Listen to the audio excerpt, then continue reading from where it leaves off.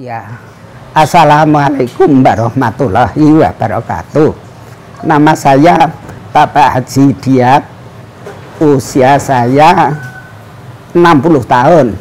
Saya belajar bisnis mulai masih bujang sampai sekarang. Alhamdulillah, ternyata usaha kami walaupun hanya home bisa berhasil untuk mencukupi rumah tangga saya. Alhamdulillah saya dikaruniai anak 3. Yang pertama cewek, yang kedua cowok, yang ketiga juga cewek. Terus saya belajar bisnis mulai tahun 86.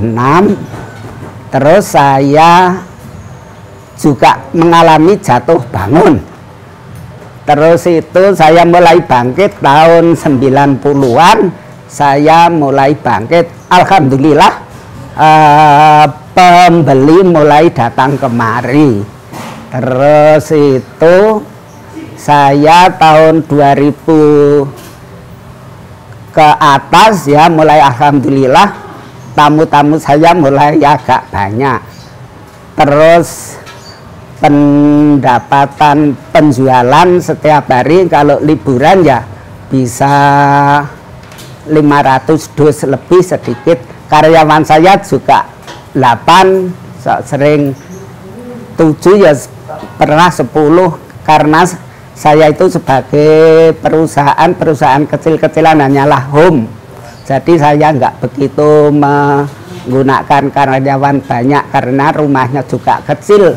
Di kampung, enggak di pinggir tepi jalan besar. Saya juga belum punya showroom penjualan bakpia di tepi jalan. Soalnya pembeli pada tahu kalau langsung belinya langsung ke usaha kami di kampung Keparanglor sini. Terus saya dulu awalnya ya juga bekerja di perusahaan bakpia Patok. Terus kok saya tahun 80, saya ya masih bujang, belum keluarga. Itu saya terus kok kepikiran cari kontrakan. Terus saya bikin bakpia sendiri. Itu awalnya, sampai sekarang ya alhamdulillah. Kayaknya saya ya bagi saya sudah berhasil untuk menguasai usaha kami. Tapi ya dulu sempat jatuh bangun, itu biasa bagi kami. Tapi alhamdulillah sekarang mulai lancar. Terus kepasan saya pada waktu di sini tahun 86 itu kan saya gabung Risma Masjid Al Amin. Terus teman-teman itu pada mendukung. Terus nama saya sebetulnya Pak Giat.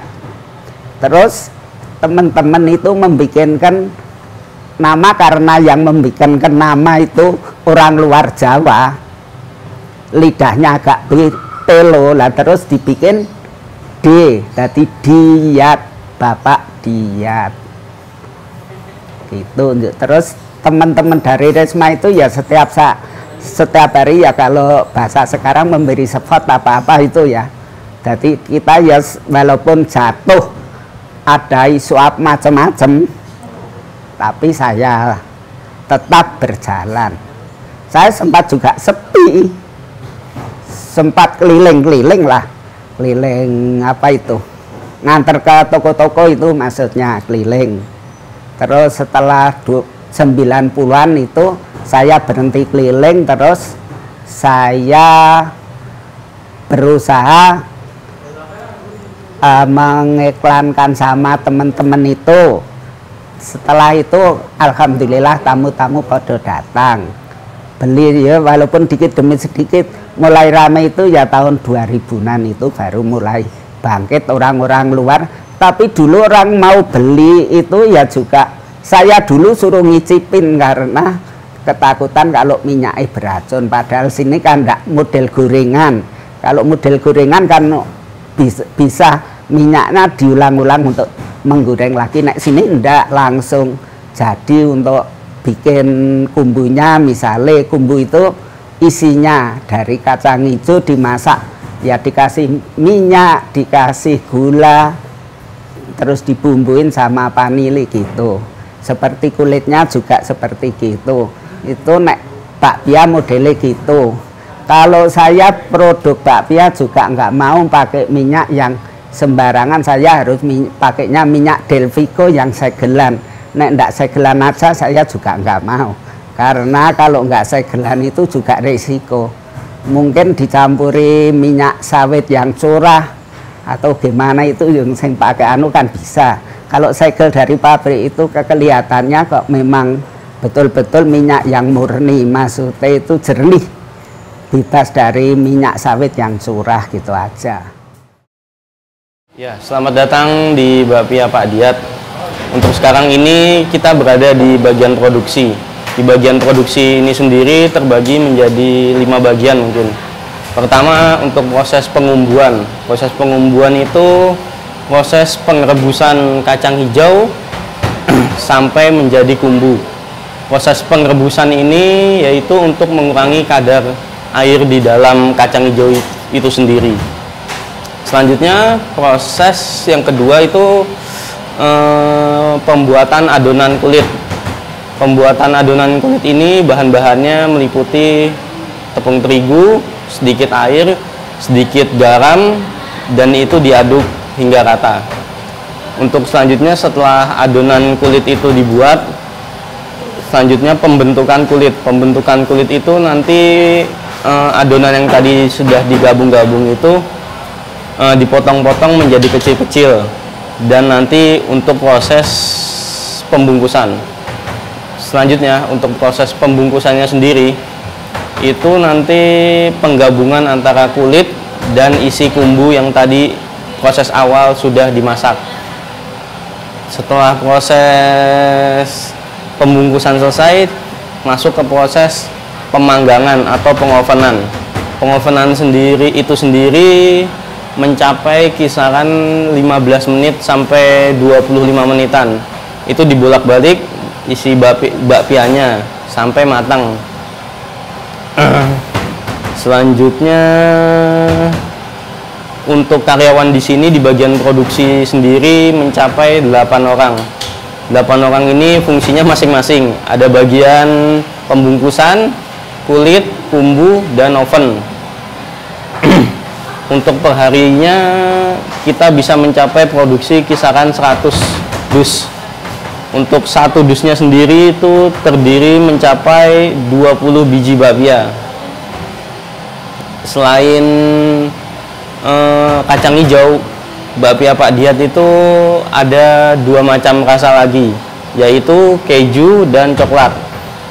Untuk kejunya sendiri di sini menggunakan keju Kraft murni dan tidak dicampur apa-apa. Selanjutnya untuk coklat, kita mengkombinasikan antara coklat kompon dan isi dari kumbu kacang hijau itu sendiri. Dan prosesnya hampir sama seperti proses pembuatan kacang hijau itu sendiri. Untuk proses kumbunya itu sendiri, kumbu itu artinya kalau di sini bahasanya kacang hijau yang sudah direbus dan digoreng sehingga kadar air di dalam kacang hijau itu sendiri habis atau hilang. Untuk kacang hijaunya sendiri itu kita membelinya di suatu toko di daerah Beringharjo, Pasar Beringharjo. Itu kacang hijau yang sudah kupas. Kalau dahulu itu mungkin kacang hijaunya belum kupas dan kita harus menggilingnya manual, secara manual. Kalau untuk sekarang ini kan sudah ada yang dikupas, jadi sudah enak, tinggal direbus terus dikikisin sampai tanak. Pas sudah itu baru proses pengumbuan. Proses pengumbuannya itu sendiri mencapai 1 jam sampai 1 jam setengah. Itu kacang hijaunya harus diaduk-aduk terus sampai kadar airnya hilang dan tidak boleh berhenti sedikit pun, karena kalau proses pengadukannya berhenti sejenak itu bisa gosong kumbunya. Nah, selanjutnya untuk proses pembuatan kulit atau adonan adonan itu sendiri mungkin kita menggunakan kacang hijaunya segitiga biru. Nah, itu sesuai dengan takaran itu sendiri. Biasanya sekali bikin kulit itu kita di sini mencapai 6 kilo untuk sekali pembuatan adonan kulit. Nanti tepung terigu itu digabung dengan air dan sedikit garam dan sedikit minyak tentunya. Untuk minyaknya sendiri kita menggunakan minyak kelapa sawit terbaik. Selanjutnya untuk proses pengovenan. Proses pengovenan itu mencapai 15 sampai 20 menit, 25 menit. Untuk oven kita sendiri di sini punya untuk pemanggangan 4 loyang. 4 loyang itu satu loyangnya isinya 110 biji kalau nggak salah. Atau satu loyangnya itu bisa masuk 6 dus. Kalau 4 jadi 24 dus. Untuk masalah proses kumbunya sendiri itu, proses minyaknya kita sehari itu bisa mencapai 10 liter minyak sawit. Itu dalam proses pengumbuan itu kita aduk-aduk terus sampai minyaknya habis, sampai tidak kelihatan ada minyaknya. Dan kumbunya itu sendiri tidak lengket di tangan, karena kalau lengket di tangan itu nanti pas proses pemanggangan bisa mekar bakpianya. Tapi untuk masalah minyak untuk buat pengadonan rata-rata sehari itu bisa mencapai 5 kiloan lah. Untuk sehari itu kita bisa memproduksi bakpia 100 dus bakpia sesuai dengan order dari penjualannya tersebut. Selanjutnya untuk keju kita menggunakan keju Kraft yang 1 kiloan. Biasanya 1 kilo itu kita bisa memproduksi sekitar 12 dus bakpia. Selanjutnya untuk bakpia coklatnya sendiri, bakpia coklat itu kita adalah proses penggabungan dari kumbu itu kacang hijau tadi digabung dengan coklat kompon. Coklat kompon tadi kita bikin kecil-kecil, potong-potong kecil-kecil, terus kita masukkan ke dalam isi kumbunya. Sudah itu prosesnya hampir sama seperti pengovenan bakpia kacang hijaunya itu sendiri. Oke pemirsa, tadi kita sudah lihat ke dapurnya Pak Diat. Jangan lupa kalau ke Jogja kita mampir ke tempat bakpia Pak Diat. Oke Pak, terima kasih. Oke. Mas, terima kasih. Ya. Mari kita dukung UKM Indonesia. Go UKM. Assalamualaikum warahmatullahi wabarakatuh. Waalaikumsalam warahmatullahi wabarakatuh. Mas, banyak dulu.